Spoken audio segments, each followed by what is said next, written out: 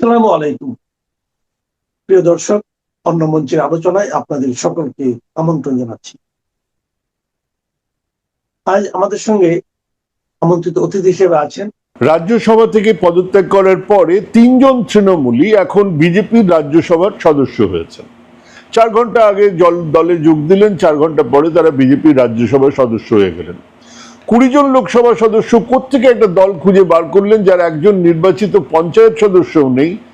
তৃণমূলের এই বাগী ২০ জন সদস্য সেখানে চলে গেলেন এবং সেই দলে গেলেন। কদিনের মধ্যে সেই দল যোগ দিল এনডিএতে। পরচুল লাগিয়ে বা না লাগিয়ে সেই ২০ জন হাজির হলেন এনডিএর বৈঠকে। একেবারে সামনের সারিতে, যে সারিতে বসে আছেন প্রধানমন্ত্রী, বিজেপির জাতীয় সভাপতি, সেই আসনেও তাদের এক একজনকে বসতে দেখা গেল। আবার সকালে ব্রেকফাস্ট মিটিংয়েও দেখা গেল প্রধানমন্ত্রীর সঙ্গে ছিলেন সায়নী ঘোষ, যিনি মাত্র কদিন আগেই বলেছিলেন ওয়াক শুভেন্দুর নাম করবেন না, দিনটাই খারাপ যাবে, কালো বিড়াল এসে রাস্তা কেটে দেবার মতো।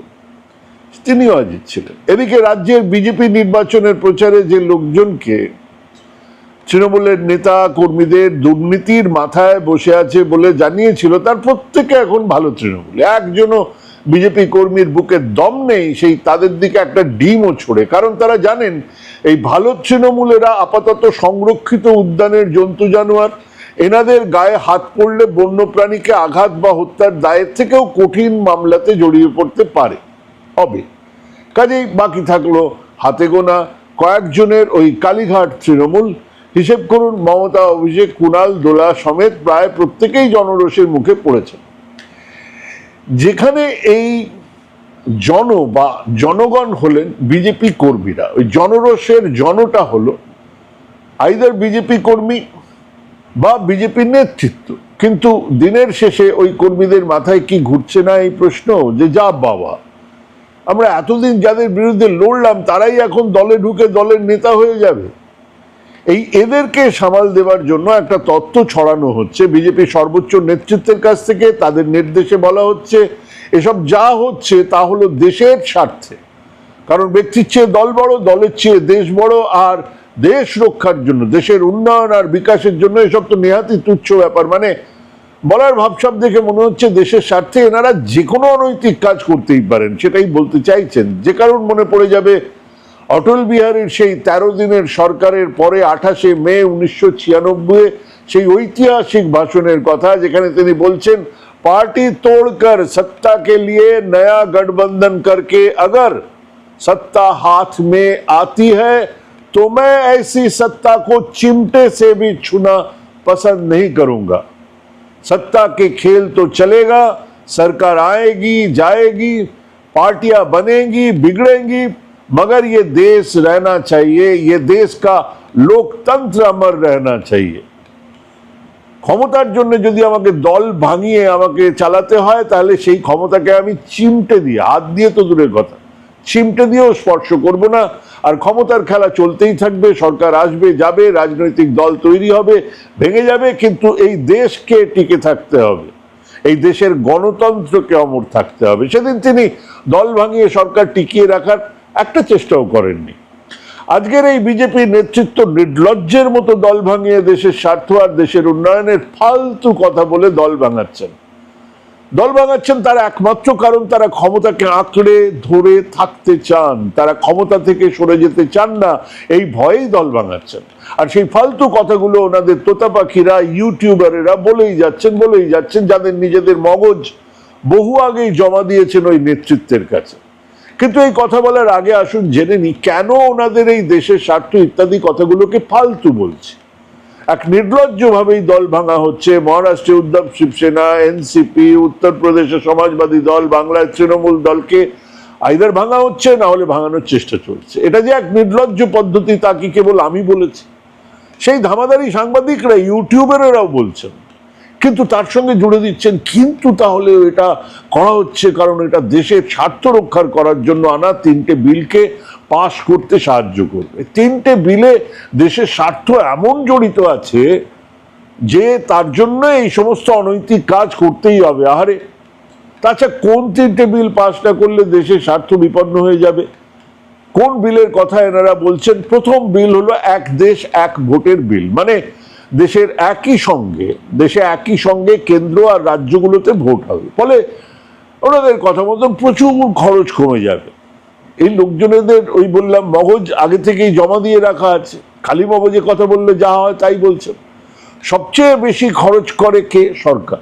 তারপরে প্রচারের জন্য বিজেপি, যাদের তবিলে এই মুহূর্তে 10,000 কোটি টাকা আছে, বছরে তারা প্রায় 650 কোটি টাকা কেবল সুদ পেয়ে থাকেন, সেই তারা বলছেন একসঙ্গেই যদি নির্বাচন হয় তাহলে দেশের টাকা কম খরচ হবে। মানে এই যে 26-এ নির্বাচন হলো বাংলায়, সেই সরকার পদত্যাগ করবে, 2029-এ আবার নির্বাচন হবে। বেশ, 2027-এ উত্তরপ্রদেশের ভোট আছে, তখন ভোট হবে না, 2029-এ হবে। কে থাকবেন সরকারে এর মধ্যিখানে? কারণ 5 বছর তো টার্ম, তারপরে তো, তাহলে এরই মধ্যে পাঞ্জাব, রাজস্থান, কর্ণাটক, এখানেও ভোট হবে, সেগুলোও হবে না, তাহলে 2029-এ হবে। তাহলে সেখানে সরকার কে চালাবেন? সংবিধান বলছে 5 বছর পরে নির্বাচিত সরকার না থাকলে রাজ্যপালের শাসন হয়, আর রাজ্যপালের শাসনে তো বাজেট পাস হবে না, নীতিগত কোনো সিদ্ধান্ত রাজ্যপাল নিতে পারেন না। তাহলে ওই 2 বছর ধরে 3 বছর ধরে রাজ্যগুলোর কাজ কিভাবে চলবে? আচ্ছা, ধরুন কোনোভাবে চালিয়ে নেওয়া গেল, কিছু একটা হলো ব্যবস্থা, আর শুভেন্দু সরকার বা ওই তামিলনাড়ুর বিজয় থালাপতির সরকার, যা এই সদ্য অসমের সরকার, সদ্য নির্বাচিত সরকার, তারা রাজি হয়ে গেল যে আচ্ছা ঠিক আছে, আমরা স্যাক্রিফাইস করছি, 2 বছর করেই তারা করে দিলেন, 29-এই নির্বাচন হলো। এবার 2 বছর আগে পদত্যাগ করার জন্য দেশের জন্য আসন ছেড়ে দিলেন, সবার স্বার্থ, দেশের স্বার্থ, নির্বাচনের মুখোমুখি। কিন্তু তারপরে কি হবে? তারপরে যদি একটা রাজ্যের সরকার ত্রিশঙ্কু হয়, জোড়াতালি দিয়ে সরকার তৈরি হবার জন্য 6-8 মাসের মধ্যে যদি সরকার পড়ে যায়, তাহলে কি হবে? পরের 4 বছর রাজ্যপালের শাসন। ধরুন কেন্দ্র সরকার, রাজ্য ছেড়ে দিন, কেন্দ্র সরকারে কেউ সংখ্যাগরিষ্ঠতা পেল না, এই তো গতবারই হয়েছে, 240টা আসন পেয়েছিল বিজেপি। তা এখনই যদি ওই চন্দ্রবাবু নাইডু আর নীতিশ কুমার তুলে নেয়, সমর্থন তুলে নেয়, সরকার পড়ে যাবে। তো জোড়াতালি দিয়ে সরকার তৈরি হলো, কিন্তু তারপরে 1 বছরের মধ্যে সরকার ভেঙে গেল, কেউ তো গ্যারান্টি দিতে পারবেন না যেরকম হবে না, তখন কি হবে?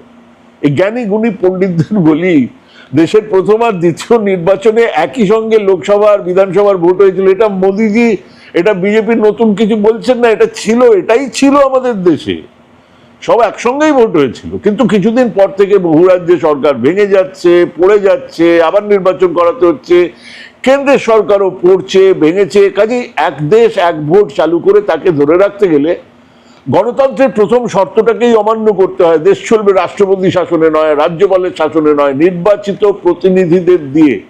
আর যদি তা চালাতে হয় তাহলে সরকার মাঝপথে ভাঙতে পারে, কোনো কোনো ক্ষেত্রে আবার নির্বাচন জরুরি হয়ে উঠতে পারে।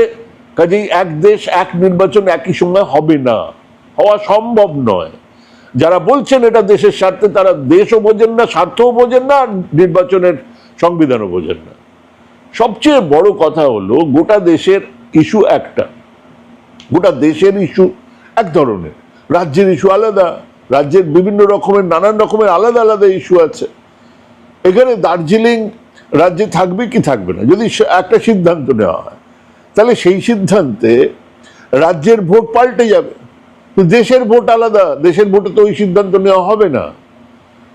সেই রাজ্যের মিউনিসিপ্যালিটি কর্পোরেশনের ইস্যু, সেই রাজ্যের পঞ্চায়েতের ইস্যু এক নয়, হতে পারে না। এক নয় বলেই আমরা নির্বাচন আলাদা হলেই সেটাই ভালো, নির্বাচনগুলো আলাদা হলে সেই ইস্যুগুলো গুরুত্ব পাবে। এবার আসুন দ্বিতীয় বিলের কথা, মানে প্রথম যে বিলের কথা বলছেন, এক দেশ এক ভোটের রাবিশ ভাবনা চিন্তা, কোনো মাথামুন্ডু নেই এর ভাবনা চিন্তা। আমাদের দেশে ছিল, হয়নি, তার কারণ হচ্ছে গিয়ে এটা সম্ভব নয়। দ্বিতীয় বিলের কথায় আসুন, ডিলিমিটেশন বিল। এই ডিলিমিটেশন বিল নাকি দেশের স্বার্থে খুব জরুরি। আচ্ছা, ডিলিমিটেশনটা কি? আমাদের দেশের সংবিধান যখন তৈরি হয়, তখন যারা সেই সংবিধান তৈরি করেছিলেন, তারা সংবিধানের 81-82 ধারাতে এই ডিলিমিটেশনের কথা বলে গেছেন। আপনি চান না চান, যদি কিছু না চান, তাহলে 81 ওই সেন্সাস হলে তারপরে একটা ডিলিমিটেশন হবে, সেন্সাসের ভিত্তিতে একটা ডিলিমিটেশন হবে, জনসংখ্যার গণনা হবে, আর সেই গণনার ভিত্তিতে ডিলিমিটেশন হবে। ধরুন আমাদের প্রথম লোকসভাতে আসন ছিল 489, কিন্তু সেখানে একই আসন থেকে দুজন সাংসদও নির্বাচিত হয়েছিলেন। মানে একই আসনে ভোটের নিরিখে প্রথম আর দ্বিতীয় স্থানে যারা ছিলেন, কিছু আসনে দুজনকেই সাংসদ হিসেবে নির্বাচিত করা হয়েছিল, কারণ আলাদা আলাদা করে ভাগ করা যায়নি, কিন্তু বড়, সেই জন্য দুজন একই আসন থেকে আমাদের বাংলাতেও এরকম বেশ 5-6খানা 8খানা এরকম আসন ছিল। এরপরে অবশ্য এক আসনে একজনই সাংসদ নির্বাচিত হয়েছে, আর সেই হিসেব মেনে আমাদের এখন মোট সাংসদ সংখ্যা 543। আর আমাদের সংবিধানের 81-82 ধারা অনুযায়ী সেই সাংসদ সংখ্যা সর্বোচ্চ এখন যা আছে তাতে 550 জন হতে পারে, রাজ্যসভাতে সর্বোচ্চ 250 জন হতে পারে, মানে সব মিলিয়ে 800 জন সাংসদ লোকসভায় রাজ্যসভা মিলিয়ে হতে পারে। এবারে আমাদের দেশের বিভিন্ন রাজ্যে জনঘনত্ব বিভিন্ন রকমের, কেরালার কোথাও কোথাও 14 লক্ষ জনসংখ্যার পিছু একটা এমপি আসন আছে, সাংসদ।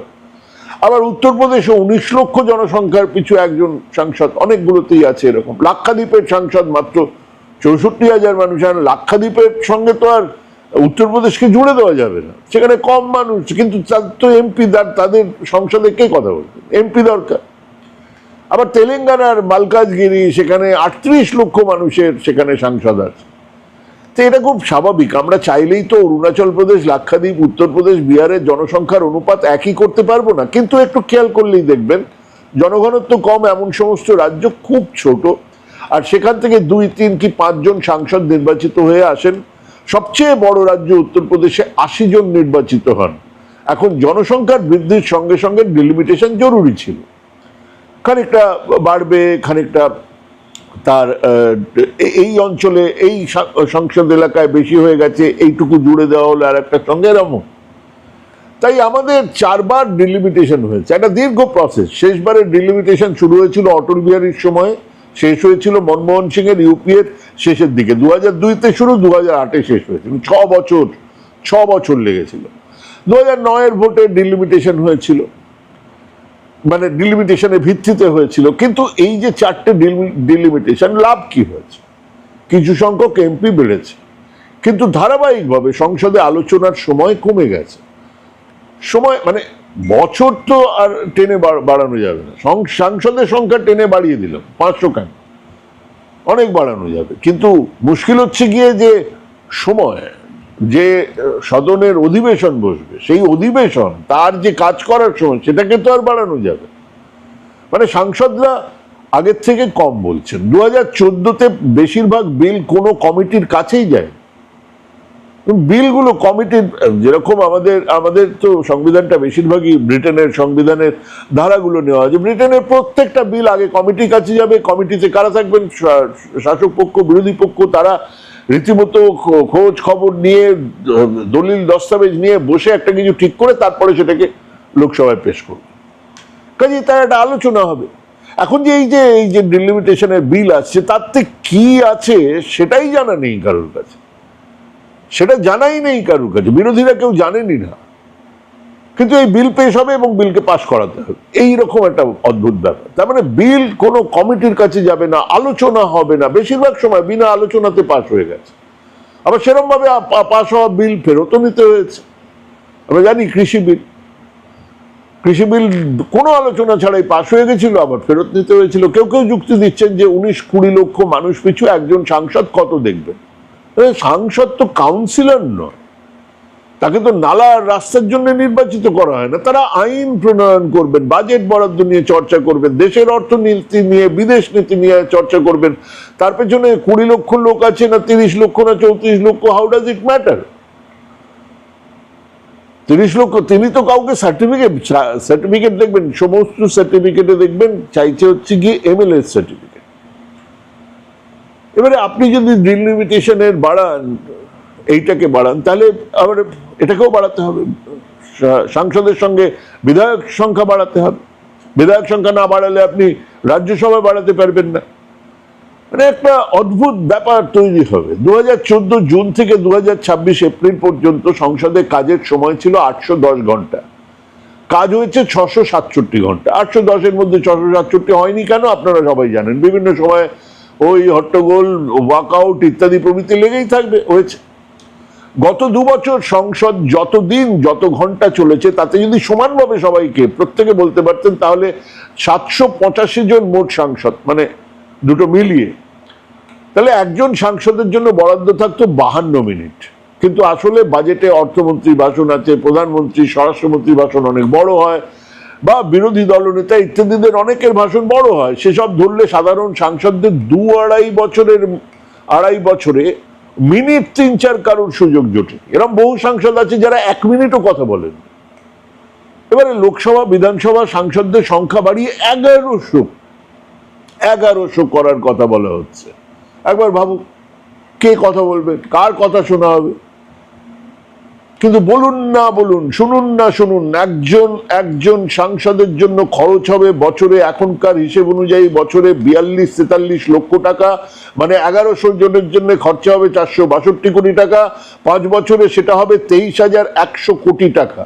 যারা আগের বিলেই এদেশে খরচ বাড়াতে মানে কমাতে চাইছিলেন, তারাই পরের বিল অনায়াসে সাংসদদের সংখ্যা এই হারে বাড়িয়ে দেশের ওপর আরো বিরাট এক বোঝা চাপাতে চাইছেন, এবং যাতে কিছু হবে।